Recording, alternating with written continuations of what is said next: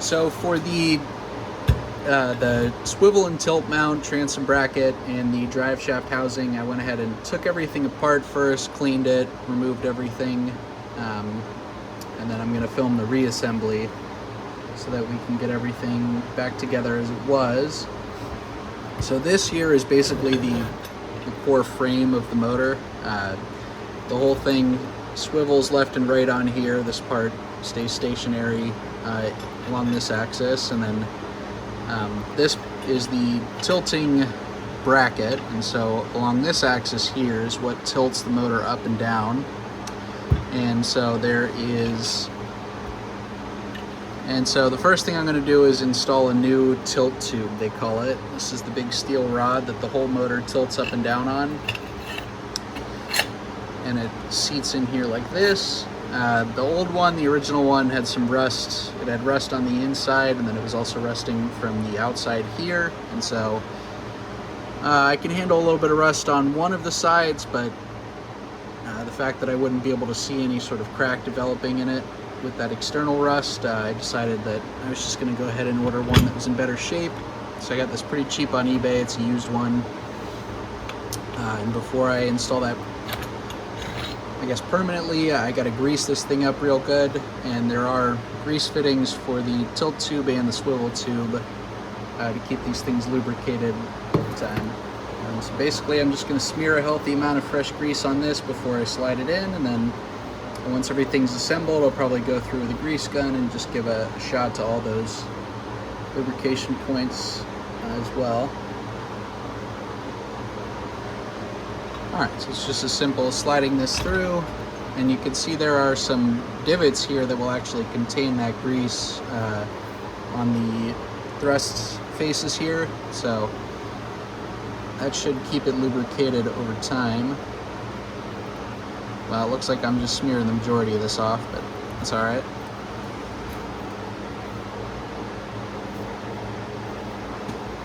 Alright, so that's pretty much it. I'm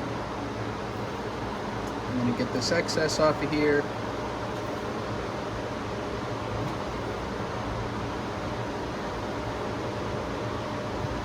And the next thing that goes on is between the tilt tube and the transom bracket, there's 3 of these little steel washers that are just going to prevent anything from binding up. So a little bit of grease on those as well.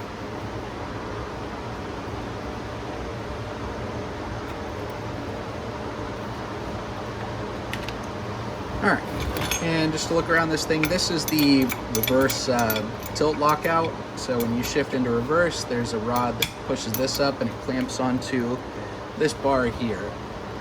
And then this is a manual tilt model, so rather than a hydraulic cylinder, when you tilt it up, this is the locking mechanism that will lock it in the up position, and then you just flip this tab up and it'll slide back down. These pins that it rides on the nuts are totally stuck on there to the point that I'm certain I'm going to break the bolts if I try to actually remove those.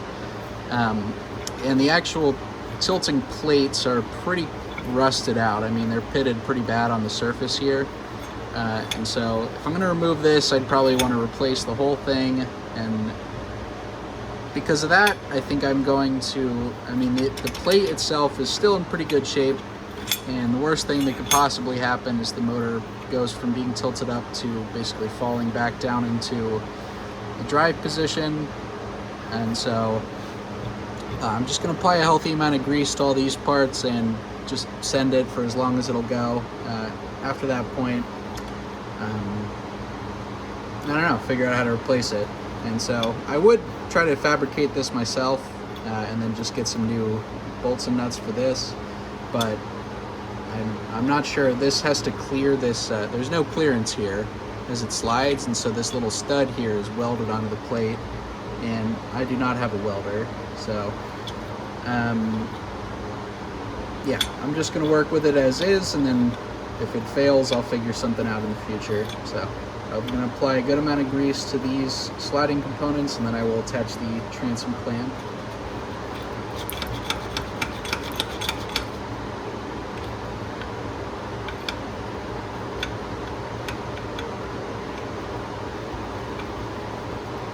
I'm gonna leave it be. And I guess when the boat's on the trailer, I'll just get one of those motor brackets to keep it from, to prevent it from falling down while I'm towing it, I guess. And I also want to grease up the linkage here a little bit. And the last thing to really note on here is there is an oil seal up here to contain the grease for the pivot shaft, but and it's got a little chip out of it. But I will just make a note to apply fresh grease every now and again, and that should keep it from grinding away. So I'm not going to worry about that one. All right, so it's time to install these. And so this is the final connection to the actual transom, and this is the only part of the motor that touches the transom. So I'm going to undo these. I did this rod here. This is the one that reverse lockout catches on. The bolts broke the ends of the threaded rod off on both sides, and so it's not really going to be doing anything. But this is not a structural piece of the clamp. This has the screw clamp here, and then you also bolt it through here, through the transom. So these are not really at risk of being twisted or moved around. So this is just going to slide over the tilt tube here. And so hopefully you can understand. Oh yes, and this hole here has to accept this stud from the tilt-up mechanism.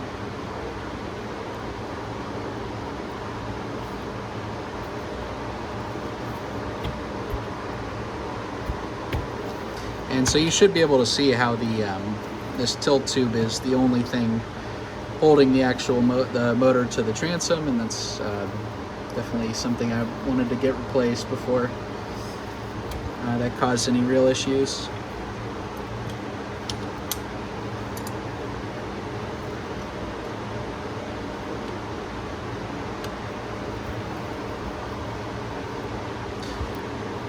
So there you can see that tilt hold-up mechanism moving freely, nice and smooth. I don't think that's going to be a problem.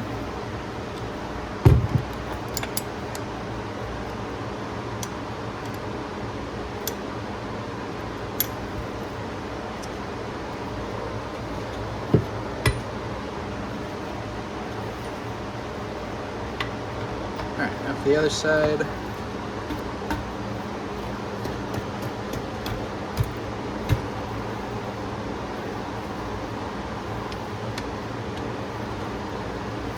So same deal, I got a stud here that has to go through this hole.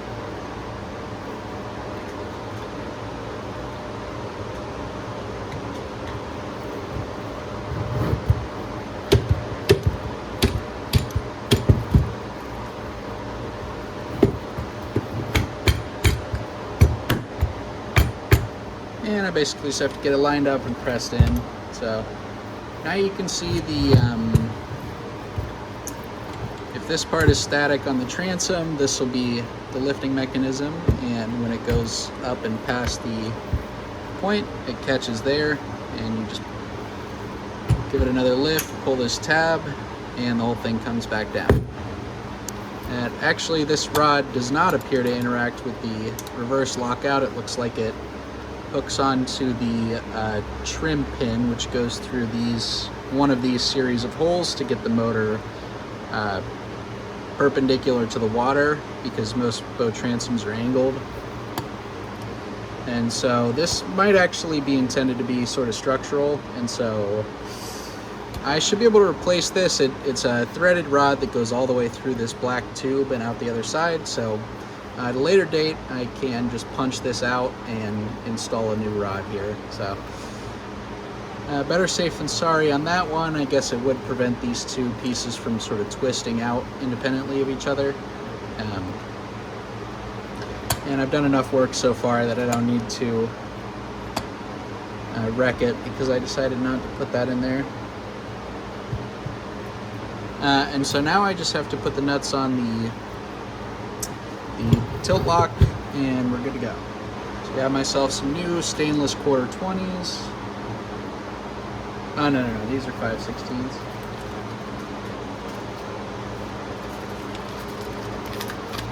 Yeah, alright, so I got some 5/16 by 24 fine threads.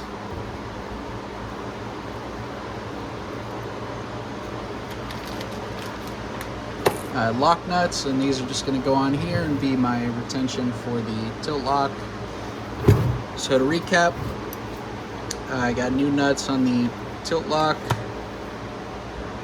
I'm going to have to replace this connecting rod at some point.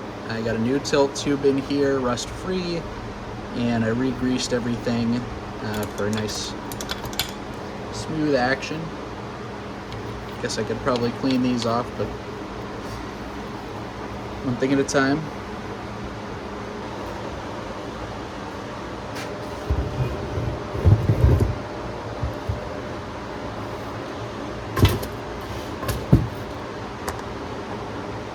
Alright, well, I can hardly fit this one in frame, but here is the drive shaft housing. So here's where the lower unit attaches. Obviously the power head sits on here.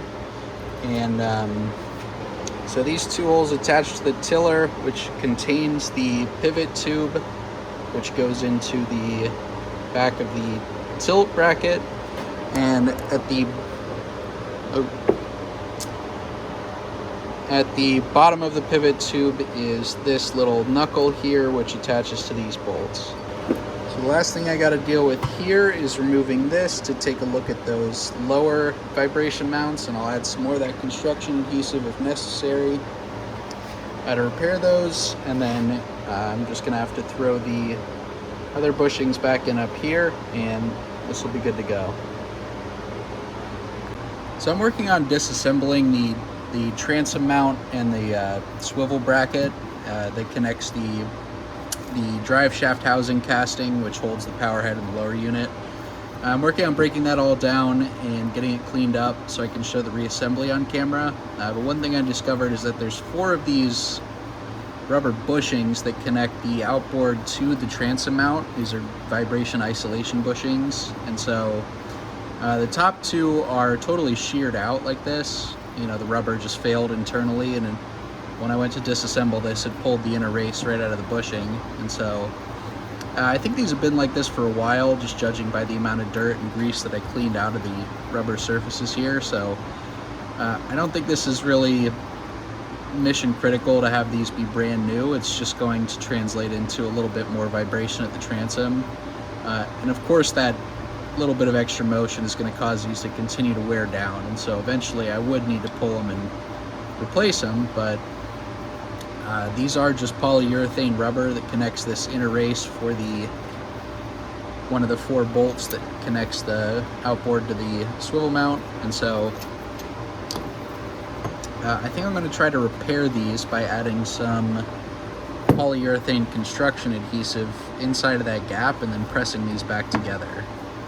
I don't really want to pay for, I guess these are also a pretty rare part, and they are a lot more expensive than, you know, your typical automotive bushing that you might pick up at AutoZone. And so for what it is, I'm just going to try to repair it now and keep an eye on it. If I notice that there's a lot of motion in this joint here, I'll pull it back apart and figure out a better solution. But I think this should probably work out pretty well, because this should bond to both rubber surfaces, and it's going to be about the same stiffness and ductility. And so even if it doesn't adhere perfectly well, if it doesn't glue together, it's still going to take up that slack and prevent it from, you know, just wiggling itself apart, you know, in short order. So I'm going to try this, and I'm going to smear it on here and then just try to press it back into the inner race there, or into the outer race. All right. So I'm only going to need really a little bit of this.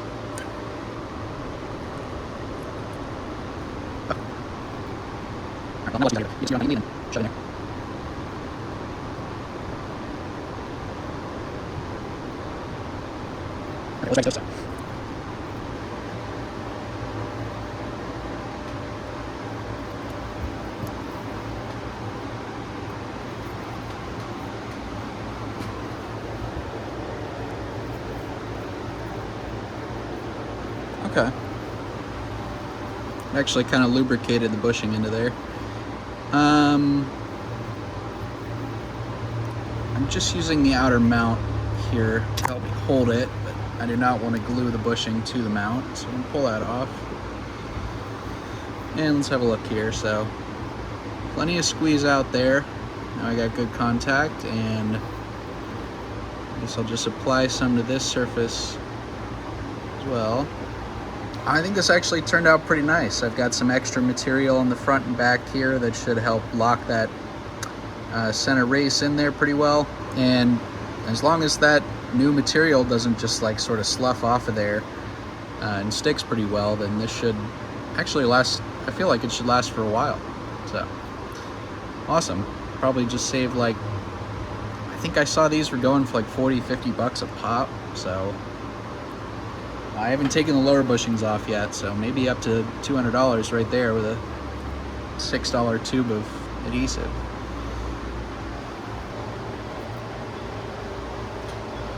All right, I'm sitting here with the drive shaft housing. Obviously, this is just a part that essentially, well, houses the drive shaft, the exhaust tube, and the water tube, and the shift shaft. And it connects the power head to the lower unit on this side, and then the whole thing connects to the tilt and pivot bracket and the transom mount that we worked on yesterday through 4 bushings. And I showed you guys the upper ones that were broken in 2 pieces. And I also took a look at the lower bushings, and they were in much better shape. And by that I mean they were still in one piece, but the rubber was still looking a little crusty, a little cracked. And so since I had that polyurethane sealant open, I just smushed some into the gaps of these as well. And hopefully that should stabilize that rubber for a little while and keep it from wearing any further for the near future. So those are the only real parts that attach to this. Otherwise, it's just a spacer between the power head and the propeller. So I'm going to show you guys how the bushings go in, and then I will reattach this to the brackets that we worked on yesterday. All right, so to reinstall this, first step is to put the bushing in with the mounting nut. Goes on like this because the washers have to rest on the top of the bushing here.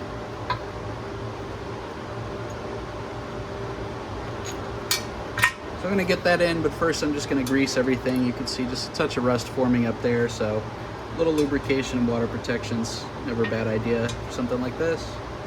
I'm going to grease up the shaft of the bolt just so there's no chance that it'll seize up inside the bushing and prevent any or mitigate any corrosion that might happen. You know, salt water kind of gets in there. And then of course the head of the bolt. And I'll just put some on this steel washer here as well because it's starting to get a little corroded. So then all of that just has to slide back into the bushing.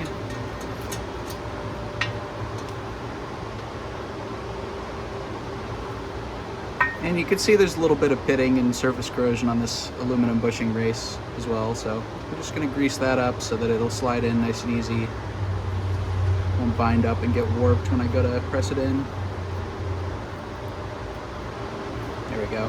Now, these are circular, but I'm sure it's worn in just a little bit over time. So there is an orientation that it wants to go in the easiest. And so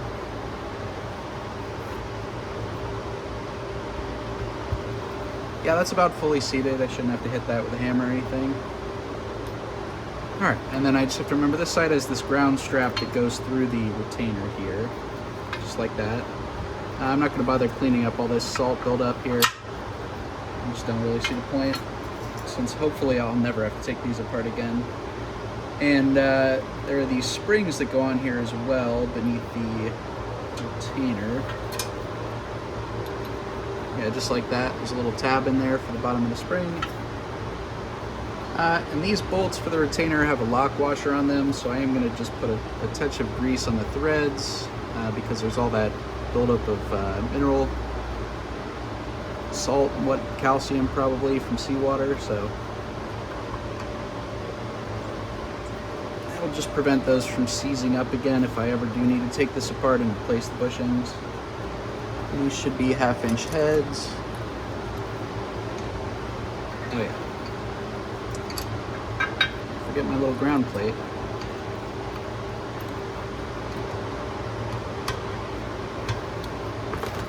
All right, and then the final step is to put this cover over top, and there's one little screw through a plastic washer here that holds that in.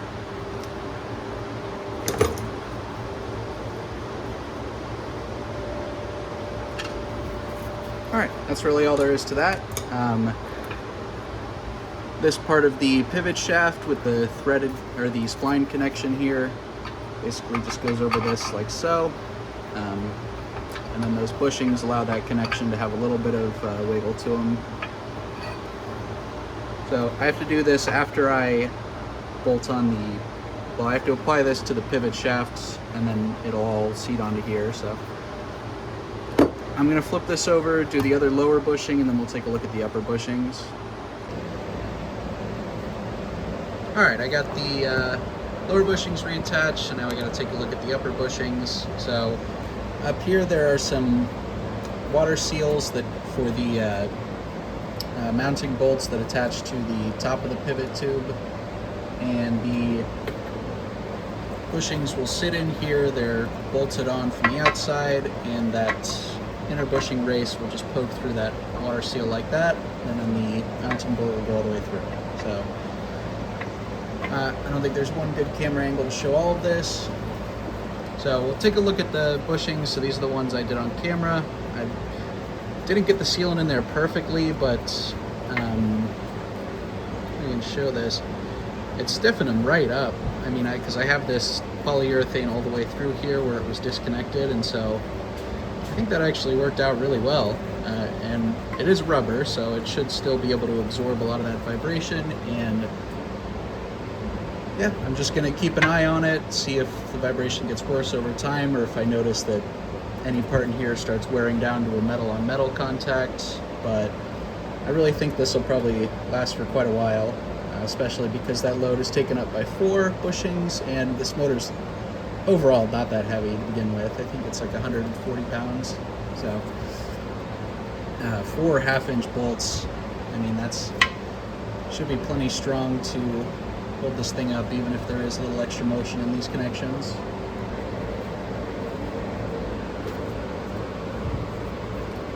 Just gonna get them started.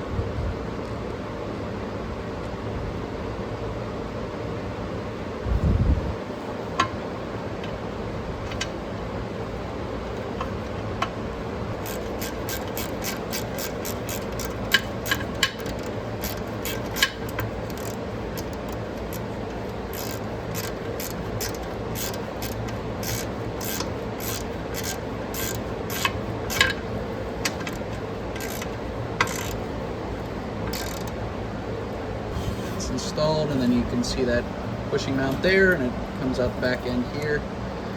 And this is one of the installation bolts. Of course, this one goes on from this direction, so I can't actually install it until I have the other part on, but it's just about like that.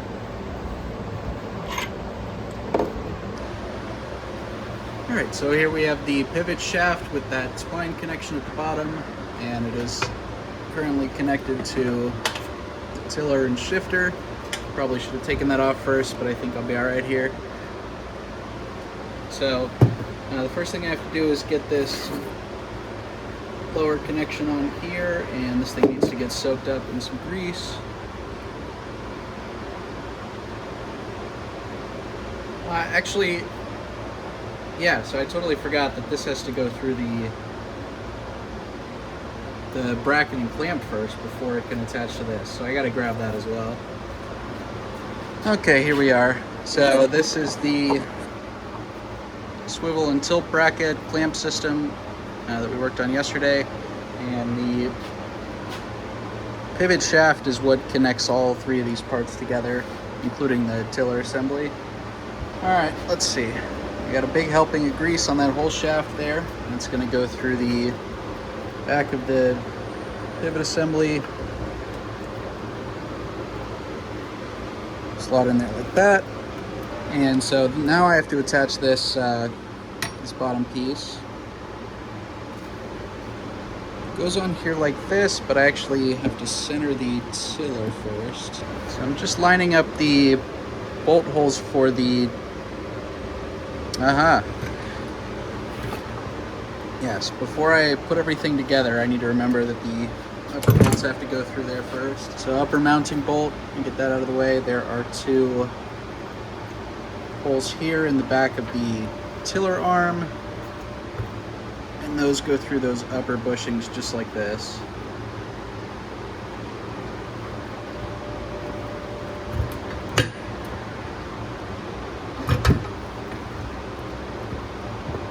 Just like that. There we go. And I have to do this before I push the pivot tube all the way through the bracket, because it captures the heads of these bolts in behind the geometry of the bracket here. Alright, so now the tiller is reconnected to the central housing. I should be able to push the bracket up this. There we go. Okay. And now to get this back on, so now that the bolts are in, I should be able to pull it back away.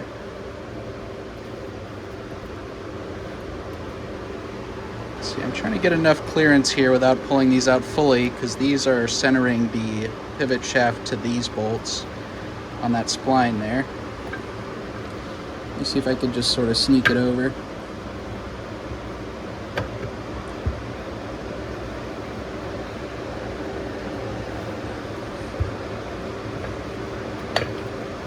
All right, that's on. See if I can do that without pinching my fingers.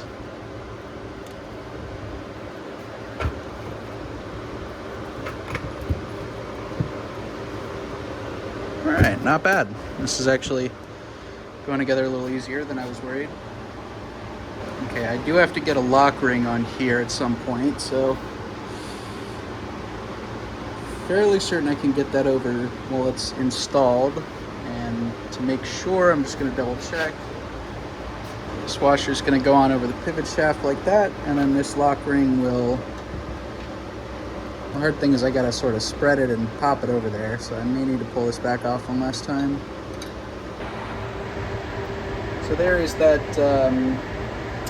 locking pin and then a retaining washer there. So this just has to... This is just a split ring. I have to spread it open and get it into this groove between the splines here. So I'm gonna see if I can do that with a pair of pliers real quick. Flathead screwdriver and just holding in place. I was able to get that on there. So now I just have to compress these 2 halves, get these nuts on, and then I'll do the nuts and washers in the upper bushings there.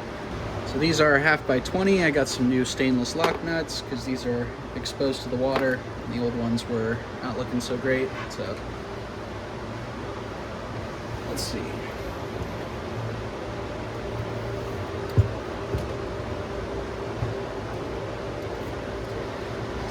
I'm a little worried that these bolts are just pushed back into that housing in there, so I might need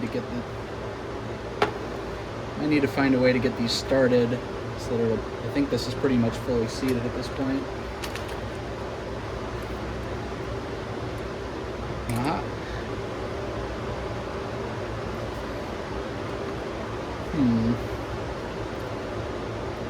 Seems to be spinning the bolt here, and I can't remember if there was a... to lock the head of this bolt in place. Alright, I'm gonna have to pull these caps back off to torque these down, but for now I just want to get them attached so that I can move the whole thing around this one unit. Looking at the top of the drive shaft housing now, here are those upper bolts coming through the bushings, and so I just have to get the proper washers and nuts on there, and then we should be good to go. So I've already installed, there's 2 washers that go over the rubber portion of the bushing and connect to this housing here. And so I'm pretty sure that those are there specifically in case these bushings fail, that the bolt can't come all the way through the bushing housing. So if those do happen to fail, it gives me a little reassurance that the whole unit's not going to just fall off the transom into the drink. So I'm going to go ahead and call that good news. And these compress down onto that inner metal race itself. They're not touching any part of the housing here. So that means that in the connection to the transom and swivel bracket, the only thing that has a direct connection is that inner metal tube, and then it's fully surrounded by rubber. but there is a fail-safe in there so that the whole thing can't get pulled through. And you remember there were those two big steel washers on the lower ones as well. So yeah, I would say not anything to be super concerned about with these failed bushings. I'm just gonna rock with it. All right, here we are. Everything went back together pretty smoothly here. I got all 4 of the bushing nuts and bolts torqued down. We got good pivot action here. It's nice and smooth, that fresh grease. Same thing with the new tilt tube. It tilts up just fine. The only thing is I gotta mess around with probably the washer spacing. I may have to add or remove some washers from this pivot pin here, because this locking tab is supposed to fall into place just with gravity, and it's a little sticky there, but other than that, it seems to work fine. And it wouldn't be a huge issue to just have to reach back there and give it a little tug to get the motor tilted up anyway.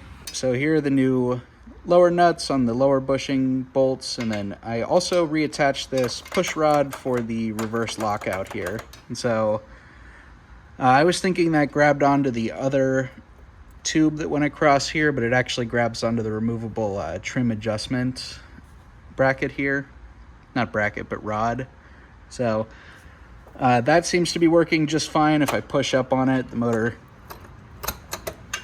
it won't tilt up all the way, but I am going to have to get a new threaded rod to go through that other tube, because I discovered that that is in fact just a spacer for aligning the 2 halves of the transom clamp here. And I want to make sure that goes on properly for the final installation. So just going to need another, I guess, 1-foot-long 1/4-inch threaded rod, and all of these parts will be back in good working order. So the last thing I really have to do is finish rebuilding the lower unit, and then I can reassemble everything and try firing this thing up again.